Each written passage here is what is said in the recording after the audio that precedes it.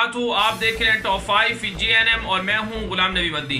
दुनिया भर से आज की 5 बड़ी खबरें जिन पर आज हम बात करने जा रहे हैं। सबसे पहले बात करेंगे अफगानिस्तान से।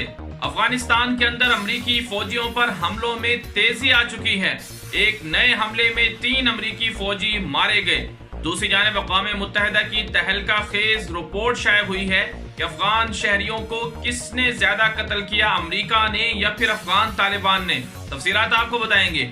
आगे बढ़ेंगे तो आपको बताएंगे पाकिस्तान के अंदर वजीर आज़म इमरान खान और army chief general Qamar Javed Bajwa और DGISI जनाब जनरल फैज हमीद और इसके अलावा मेजर जनरल आसिफ गफूर ने बाहम मुलाकात की है।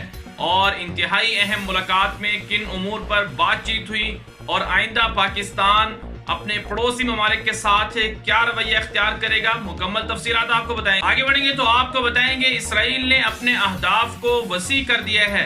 ग्रेटर इसराइल के मंसूबे पर अमल पैरा इसराइल अब शाम से निकलकर इराक तक जा पहुंचा है।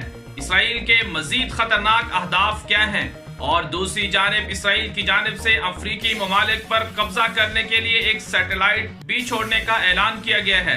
तफसीलात क्या हैं आपको मुकम्मल हकायक बताएंगे। आगे बढ़ेंगे तो आपको बताएंगे 4 साला फलस्तीनी बच्चे को इसराइली अदालत में पेश किया गया। फलस्तीनी बच्चों पर इसराइली मजालिम की क्या कहानियां हैं, तफसीलात आपको बताएंगे। और आपको बताएंगे डॉक्टर जाकिर नाइक के खिलाफ भारत को बदतरीन शिकस्त का सामना करना पड़ा है।